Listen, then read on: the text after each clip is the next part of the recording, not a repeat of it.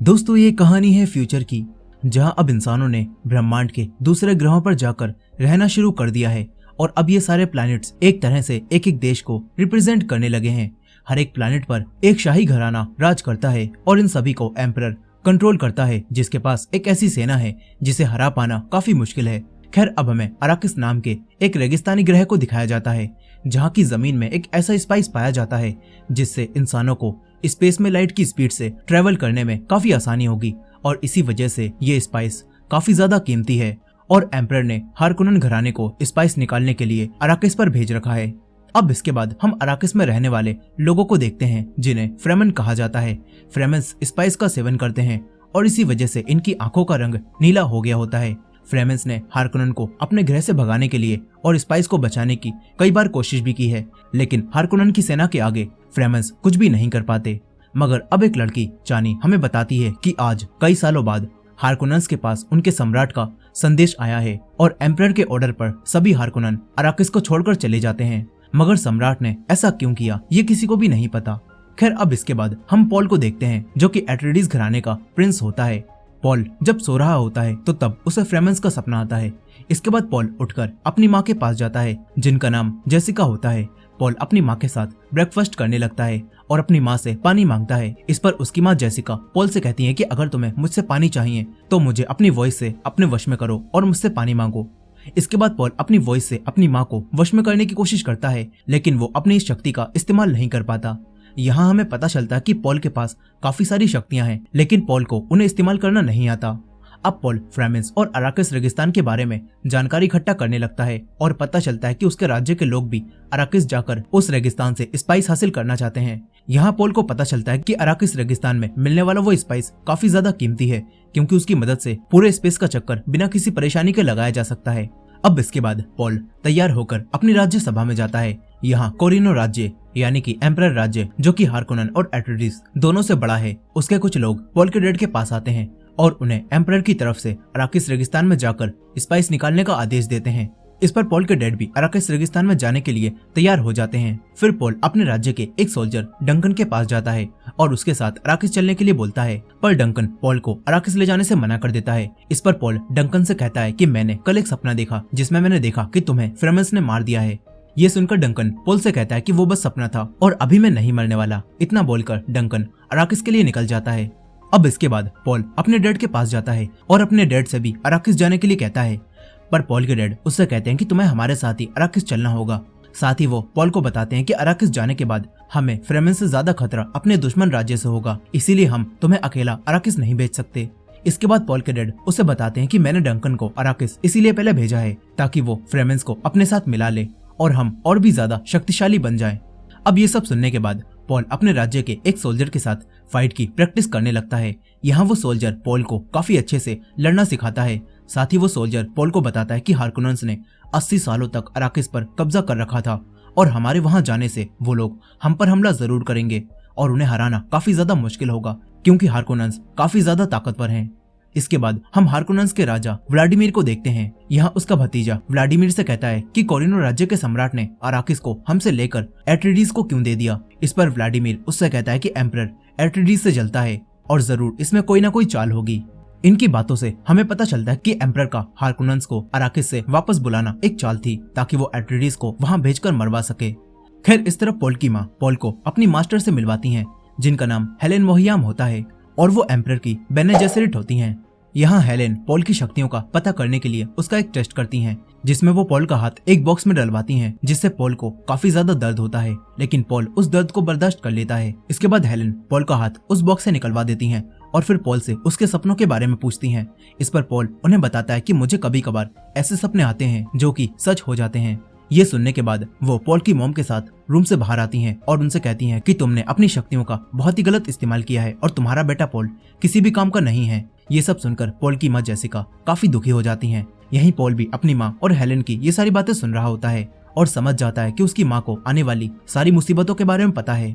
फिर यहाँ पॉल की माँ उसे बताती हैं कि उसके वंश के लोग हजारों सालों से दूसरे राज्यों के लोगों के साथ मिलकर रहते हैं, जिस तरह मैं तुम्हारे पिता के साथ मिलकर रहती हूँ। साथ ही पॉल की माँ उसे ये भी बताती हैं कि हम ऐसा इसलिए करते हैं ताकि हमारे वंश और दूसरे वंश को मिलाकर कोई ऐसा बन सके जो कि सभी राज्यों पर राज करने लायक हो।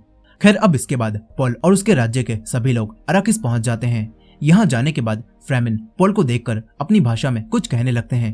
पॉल को कुछ भी समझ नहीं आता। इसके बाद उसकी माँ उसे बताती हैं कि ये लोग अपनी भाषा में तुम्हें अपना मसीहा कह रहे हैं, लेकिन पॉल को इस बात से जरा भी खुशी नहीं होती। अब पॉल अराकिस में बने हुए शहर में जाता है, जहाँ अराकिस की रेगिस्तानी धूल मिट्टी से बचने का पूरा इंतजाम होता है। इस तरफ पॉल की माँ अपने लिए एक मेड को बुलाती हैं। यहाँ वो मेड पॉल की माँ को एक क्रिस नाइफ दिखाती है और पॉल की माँ से उसका मतलब पूछती है। पॉल की माँ जेसिका जैसे ही क्रिस नाइफ का मतलब उसे बताती हैं तो वो मेड रोने लगती है और कहती है कि बरसों पहले की भविष्यवाणी के हिसाब से आप और आपका बेटा हमारा मसीहा है। मेड उस नाइफ को पॉल की माँ को दे देती है।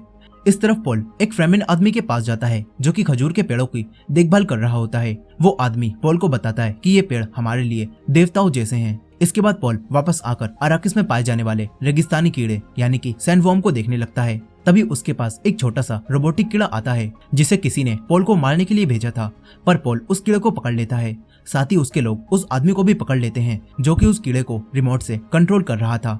फिर ये सब जानने के बाद पॉल के डैड अपने सभी आदमियों से हमला करने वालों का पता करने के लिए बोलते हैं। वहीं दूसरी तरफ एम्परर की बेने जेसिरिट व्लादिमीर के पास जाती हैं।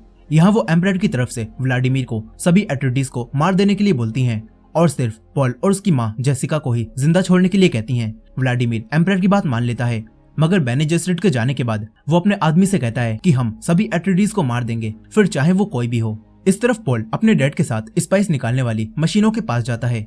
यहाँ इनका एक आदमी इन्हें बताता है कि हार्कोनेंस की छोड़ी हुई खराब मशीनों की वजह से हम ज्यादा स्पाइस इकट्ठा नहीं कर पा रहे हैं। ये सुनकर पॉल के डैड एम्परर की भेजी हुई जज को ये बताने के लिए बोलते हैं ताकि वो उसका कुछ उपाय निकाल सके। इस तरफ डंकन भी अब पूरा अराकिस घूमकर यहाँ आ जाता है और उसे वापस आता देख पॉल काफी खुश होता है। फिर डंकन अपने राजा को बताता है कि मैं 4 दिनों तक अराकिस में फ्रेमेंस के बीच सीज कबीले में रहा। साथ ही डंकन सीज कबीले के सरदार को भी अपने साथ लाया होता है जिसका नाम स्टिलगार होता है। डंकन उसे राजा से मिलवाता है। यहाँ वो सरदार राजा के सामने थूक देता है जिससे राजा और सभी लोगों को लगा कि वो सरदार उनकी बेइज्जती कर रहा है, लेकिन डंकन राजा को बताता है कि फ्रेमेंस में इसी तरह से सबसे मिला जाता है। इसके बाद राजा भी उस सरदार के सामने थूक देता है। फिर वो सरदार यानी कि स्टिलगार राजा से कहता है कि तुम हमारे कबीलों को ढूंढना बंद कर दो और अपने दायरे में रहकर ही स्पाइस को इकट्ठा करो ताकि तुम्हें और हमें कोई भी नुकसान ना पहुंचे। ये सुनकर पॉल के डैड स्टिलगार से वादा कर देते हैं कि उनके रहते फ्रेमेंस को यहाँ नुकसान नहीं पहुंचेगा। ये सुनने के बाद स्टिलगार यहाँ से जाने लगता है। फिर डंकन पॉल को फ्रेमेंस का बनाया हुआ कंपास और एक धूल हटाने वाला गैजेट देता है। साथ ही डंकन पॉल को बताता है कि हम जैसा सोचते थे फ्रेमेंस वैसे बिल्कुल भी नहीं है, वो लोग काफी अच्छे हैं। फिर अगले दिन पॉल और उसके डैड एम्परर की भेजी हुई इकोलॉजिस्ट से मिलते हैं जिसका नाम लिएट होता है और उसका काम एट्रेडिस के राजा को स्पाइस निकालने के लिए संसाधन देना होता है।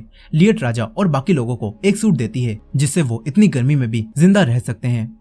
यहाँ पॉल लिएट को देखकर पहचान लेता है कि लिएट तो असल में एक फ्रेमन है। ये सुनकर लिएट पॉल को बताती है कि हाँ मैं एक फ्रेमन हूँ, पर मुझे एम्परर ने आप लोगों की मदद के लिए भेज रखा है। अब पॉल और उसके डैड लिएट के साथ स्पाइस निकलता हुआ देखने जाते हैं, लेकिन तभी यहाँ पर एक बहुत बड़ा सैंडवॉर्म आने लगता है। ये देखकर लिएट स्पाइस निकाल रहे लोगों को सैंडवॉर्म के आने का संकेत देती है और फिर एक प्लेन स्पाइस निकाल रही मशीन को उठाने के लिए आ जाता है, लेकिन तभी उस प्लेन का एक एंकर खराब हो जाता है और वो मशीन यहाँ चलने के काबिल नहीं रहती। ये देखकर पॉल के डैड अपने प्लेन को जमीन पर लैंड कराते हैं। इसके बाद वो लोग नीचे उतरकर मशीन में बैठे हुए लोगों को प्लेन के अंदर भेजने लगते हैं। पॉल भी बाहर आ जाता है और ऐसा ही करने लगता है, लेकिन तभी उसे किसी तरह के विजन्स आने लगते हैं और पॉल वहीं जमीन पर बैठ जाता है। तभी यहाँ पर वो सैंडवॉर्म पॉल के बहुत ज्यादा पास आ जाता है, लेकिन तभी पॉल का गार्ड उसके पास आता है और पॉल को किसी तरह वापस प्लेन में ले आता है। यहीं वो सैंडवॉर्म स्पाइस निकालने वाली मशीन को खा जाता है और यहाँ हम देखते हैं कि ये सैंडवॉर्म कितने खतरनाक और कितने बड़े होते हैं। खैर अब वापस आकर पॉल के डैड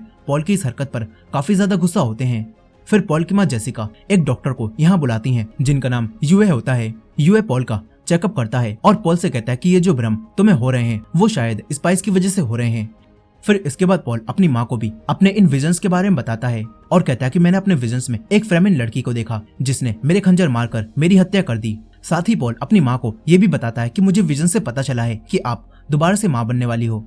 पॉल की ये बात सुनकर उसकी माँ हैरान रह जाती हैं और बोलती हैं कि मेरे बिना बताए तुम्हें ये बात कैसे पता चल गई। यहाँ अब पॉल की माँ समझ जाती हैं कि पॉल को जो विजन्स आ रहे हैं वो कहीं ना कहीं सच्चे विजन्स हैं। इस तरफ अब हार्कोनेंस अपनी सेना के साथ अराकिस पर आने की तैयारी करने लगते हैं ताकि वो लोग सभी एट्रेडिस को खत्म कर सकें। यहीं पॉल की माँ भी पॉल के बारे में उसके डैड को बताने वाली होती हैं, लेकिन वो सब सुनने से पहले ही पॉल के डैड कहते हैं कि जब से पॉल तुम्हारी मास्टर से मिला है तब से उसका बिहेवियर काफी बदल गया है। साथ ही वो अपनी पत्नी से कहते हैं कि अगर इस लड़ाई में मैं मर जाऊं तो तुम पॉल का ध्यान रखना। ये सुनकर पॉल की माँ कहती है कि हाँ, मैं अपने बेटे का ख्याल रखूंगी। लेकिन पॉल के डैड कहते हैं कि मैं पॉल की माँ से नहीं बल्कि एक बेने जेसुइट से ये कह रहा हूँ। दरअसल पॉल की माँ के पास भी काफी सारी शक्तियां हैं। खैर, अब रात के समय डॉक्टर यूए पॉल को सोने के लिए एक दवाई देते हैं और इस तरह पॉल की माँ जेसिका भी पॉल के डैड को सुला देती हैं। लेकिन अब व्लादिमीर के सैनिक भी अराकिस पहुंच जाते हैं और एट्रेडिस पर हमला कर देते हैं। तभी पॉल के डैड की आंख खुलती है और वो अपने कमरे से बाहर निकलते हैं। यहाँ उन्हें पॉल की मॉम की मेड दिखाई देती हैं जिन्हें किसी ने मार दिया होता है। पॉल के डैड ये देख ही रहे होते हैं कि तभी उनकी पीठ पर डॉक्टर यूए किसी तरह का इंजेक्शन लगा देता है जिससे पॉल के डैड तुरंत ही जमीन पर गिर जाते हैं। वो समझ नहीं पाते कि डॉक्टर यूए ने उन्हें धोखा क्यों दिया। यहीं पॉल के सारे सैनिक भी हार्कोनन से लड़ाई करने लगते हैं, लेकिन वो सभी लोग उनके आगे ज्यादा देर तक नहीं टिक पाते और हार्कोनन्स अपने फाइटर प्लेन से सब कुछ तबाह करने लगते हैं। यहाँ एट्रेडिस सैनिक हार्कोनन सैनिकों को रोकने की बहुत कोशिश करते हैं, लेकिन हार्कोनन सैनिकों के ज्यादा होने की वजह से वो सब इन्हें हरा देते हैं। इस तरफ डॉक्टर यूए अब पॉल के डैड को बताता है कि मेरी वाइफ को हार्कोनन्स ने अपने कब्जे में कर लिया है और उन्होंने उसे छोड़ने के बदले में मुझसे आपको पकड़ कर लाने के लिए कहा है। यहाँ डॉक्टर यूए पॉल के डैड को बताता है कि मैं उनके साथ नहीं मिला हूँ और ये बोलकर डॉक्टर यूए पॉल के डैड के मुंह में एक नकली दांत लगा देता है और बोलता है कि अगर आपने व्लादिमीर के पास जाकर इस दांत को तेजी से दबाया तो इससे आपके मुंह से जहरीली गैस निकलेगी और आपके आसपास के सभी लोग मर जाएंगे। इस तरह आपके पास हार्कोनन्स के राजा व्लादिमीर को मारने का एक मौका है। यहीं अब हार्कोनन सैनिक पूरी तरह से अराकिस को अपने कब्जे में कर लेते हैं। यहीं डंकन सैनिकों से लड़ता हुआ पॉल के कमरे में जाता है, लेकिन यहाँ पर पॉल नहीं होता। ये देखकर डंकन काफी परेशान हो जाता है। वहीं दूसरी तरफ हार्कोनन सैनिक एक प्लेन में पॉल और उसकी माँ को कैद करके रेगिस्तान के बीच में ले जाने लगते हैं। तभी डंकन उन्हें ऐसा करते हुए देखता है और दूसरे प्लेन से उनका पीछा करने लगता है। इस तरफ वो सैनिक पॉल की माँ का मुंह बंद कर देते हैं, लेकिन तभी पॉल की माँ अपनी उंगलियों के इशारे से पॉल को उसकी वॉइस इस्तेमाल करने के लिए कहती हैं। पॉल ऐसा करने की कोशिश करता है, लेकिन उसकी आवाज से कोई भी उसके वश में नहीं होता और फिर पॉल के ऐसा करने से एक सैनिक भी गुस्से में आता है और पॉल के एक थप्पड़ मार देता है। तभी पॉल दोबारा से अपनी वॉइस इस्तेमाल करता है और इस बार वो एक सैनिक को अपने वश में कर लेता है और उससे अपनी माँ के मुंह पर बंधी हुई पट्टी को हटवा देता है। इसके बाद जेसिका सारे सैनिकों को अपनी वॉइस से अपने वश में करती है और आपस में ही एक दूसरे को लड़वा कर मरवा देती है। लेकिन तभी यहाँ पर ये प्लेन खराब भी हो जाता है। ये देखकर पॉल और उसकी माँ प्लेन से बाहर निकलते हैं और तभी ये लोग देखते हैं कि हार्कोनन्स ने सब कुछ तबाह कर दिया है और ये देखकर पॉल और उसकी माँ काफी दुखी हो जाते हैं। इसके बाद पॉल और उसकी माँ रेगिस्तान में ही एक कैंप लगाते हैं ताकि ये लोग रात बिता सकें। इस तरफ डॉक्टर यूए पॉल के डैड को व्लादिमीर के पास लेकर जाता है और व्लादिमीर से उसका वादा पूरा करने के लिए कहता है, लेकिन व्लादिमीर अपना वादा पूरा नहीं करता और डॉक्टर यूए को मार देता है। इसके बाद वो पॉल के डैड को भी मारने लगता है, लेकिन तभी पॉल के डैड अपने मुंह में लगे हुए उसी दांत को चबाते हैं जिससे जहरीली गैस बाहर निकलती है और आसपास खड़े हुए सभी लोग मर जाते हैं। इस तरफ पॉल को प्लेन में एक बॉक्स मिलता है जिसे डॉक्टर यूए ने ही यहाँ पर रखा था और इसके अंदर पॉल को उसके डैड की रिंग मिलती है। पॉल रिंग देखकर बहुत दुखी हो जाता है और समझ जाता है कि अब तक उसके डैड मर चुके होंगे। अब अगले दिन डंकन पॉल और उसकी माँ को ढूंढता हुआ लिएट के पास पहुंचता है और लिएट से कहता है कि तुम्हें एम्परर को जाकर इस बारे में बताना होगा। पर लिएट डंकन से कहती है कि मुझसे कहा गया था कि मैं ना कुछ सुनूं और ना कुछ बोलूं। ये बात सुनकर डंकन समझ जाता है कि ये सब जो हो रहा है वो एम्परर के कहने पर ही हो रहा है। वहीं दूसरी तरफ कुछ समय बाद जब व्लादिमीर के सैनिक उसी रूम में आते हैं तो तब उन्हें यहाँ पर व्लादिमीर दिखाई देता है जो कि ऊपर चिपक गया था और इसी वजह से वो जिंदा होता है। वहीं रेगिस्तान में पॉल को अब दोबारा से विजन्स आते हैं जिसमें वो देखता है कि वो एक फ्रेमेन बन गया है और हार्कोनन्स को मार रहा है। अब तभी पॉल की माँ उसे होश में लाती हैं। इसके बाद पॉल अपनी माँ के साथ उस टेंट से बाहर निकलता है। तभी इनके पास डंकन और लिएट आ जाते हैं। इसके बाद लिएट पॉल और उसकी माँ को अपने साथ एक सेफ जगह पर लेकर जाती है। यहाँ पॉल लिएट और अपनी माँ से कहता है कि हमें इन सभी से बचने के लिए एम्परर को ये बात बतानी होगी। पर लिएट पॉल से कहती है कि ये सब जो हो रहा है वो सब कुछ एम्परर के कहने पर ही हो रहा है। ये सुनकर अब पॉल लिएट से कहता है कि अगर हम फ्रेमेंस को अपने साथ मिला लें तो हम लोग हार्कोनन्स को आराम से हरा देंगे। ये दोनों बात कर ही रहे होते हैं कि तभी कुछ हार्कोनन्स के सैनिक इन पर हमला करने के लिए आ जाते हैं। उन्हें आता हुआ देखकर डंकन लिएट पॉल और उसकी माँ को एक कमरे में बंद कर देता है और खुद सैनिकों से फाइट करने लगता है। लेकिन फिर इस लड़ाई में डंकन भी मारा जाता है। पॉल ये देखकर काफी दुखी हो जाता है। तभी लिएट इन्हें बचाने के लिए पॉल और उसकी माँ को लेकर इस जगह से भागने लगती है। लिएट पॉल और उसकी माँ को एक हेलीकॉप्टर देती है और बोलती है कि तुम लोग जाकर फ्रेमेंस को अपने साथ मिला लो और लिएट खुद एम्परर और हार्कोनेंस की खबर परम वंश को देने जाने लगती है ताकि परम वंश के लोग एट्रेडिस की मदद कर सकें। पॉल लिएट की बात मानता है और अपनी माँ के साथ फ्रेमेंस को ढूंढने चला जाता है। यहीं लिएट उस जगह से बाहर निकलकर रेत पर एक छोटी सी मशीन लगा देती है ताकि वो यहाँ पर सैंडवर्म को बुला सके। लेकिन अब तभी यहाँ पर हार्कोनेंस का एक सैनिक लिएट पर पीछे से हमला करता है और उसके पेट में एक चाकू मार देता है, मगर तभी यहाँ पर वही सैंडवर्म आ जाता है और वो इन सबको खा जाता है। इस तरह अब लिएट की भी जान चली जाती है। वहीं पॉल और उसकी माँ हार्कोनेंस सैनिकों से बचकर भागने लगते हैं। तभी उनके सामने एक रेत का बहुत भयानक तूफान आ जाता है और इसमें पॉल का प्लेन पूरी तरह से खराब होने लगता है। इस तरफ व्लादिमीर भी अपने आप को फिर से ठीक कर लेता है और अपने सैनिकों से सभी फ्रेमेंस को भी मार देने के लिए बोलता है। वहीं पॉल अपने प्लेन को किसी तरह तूफान से बाहर लेकर आ जाता है, लेकिन अब उसका प्लेन पूरी तरह से खराब हो चुका था। इसीलिए पॉल और उसकी माँ रात में वहाँ से बाहर निकलते हैं और फ्रेमेंस को ढूंढने के लिए आगे बढ़ने लगते हैं। यहाँ पॉल को लगातार विजन्स आ रहे होते हैं जिससे उसे रेगिस्तान में जिंदा रहने का हौसला मिलता रहता है। अब पॉल और उसकी माँ को फ्रेमेंस का पता चल जाता है, लेकिन जैसे ही ये दोनों उस जगह पर जाने लगते हैं तभी इनके पीछे एक बहुत बड़ा सैंडवर्म आने लगता है। ये देखकर पॉल और उसकी माँ काफी डर जाते हैं और यहाँ से भागने लगते हैं। लेकिन जैसे ही वो सैंडवर्म इनके पास आता है तो तभी एक फ्रेमेन कहीं और सैंडवर्म को बुलाने वाली मशीन चालू कर देता है, जिससे अब ये सैंडवर्म पॉल और उसकी माँ को बिना कुछ करे ही यहाँ से वापस चला जाता है। फिर पॉल और उसकी माँ के सामने कुछ फ्रेमेंस आते हैं और यहाँ उन फ्रेमेंस में वही सरदार भी होता है जो कि पॉल के डैड से मिलने आया था। ये सरदार स्टिलगार अपने साथियों से पॉल को मारने से मना कर देता है क्योंकि स्टिलगार पॉल को अपना मसीहा मानता था, लेकिन स्टिलगार अपने साथियों से पॉल की माँ को मार देने के लिए कहता है। तभी पॉल और उसकी माँ इन फ्रेमेंस से फाइट करने लगते हैं और पॉल की माँ स्टिलगार के गले पर चाकू रख लेती हैं। इसके बाद स्टिलगार अपने सभी साथियों को पीछे हटने के लिए बोल देता है और स्टिलगार पॉल की माँ को भी जिंदा छोड़ने का फैसला करता है। स्टिलगार पॉल की माँ की फाइट को देखकर समझ गया होता है कि पॉल की माँ के अंदर भी पॉल जैसी ही मायावी शक्तियां हैं। यहीं पर पॉल उसी लड़की को भी देखता है जो कि उसके विजन्स में आती थी और इस लड़की का नाम चानी होता है। पॉल चानी को देखकर हैरान रह गया था। तभी स्टिलगार चानी से पॉल और उसकी माँ का ख्याल रखने के लिए कहता है, मगर तभी यहाँ पर एक फ्रेमेन जो कि पॉल को अपना मसीहा नहीं मानता था, वो स्टिलगार से कहता है कि अगर इन दोनों को यहाँ जिंदा रहना है तो इन्हें मुझे हराना पड़ेगा। ये सुनकर अब पॉल भी उस फ्रेमेन से फाइट करने के लिए तैयार हो जाता है। तभी चानी पॉल को एक क्रिस नाइफ देती है जिसे उसके पूर्वजों ने उसे दिया था।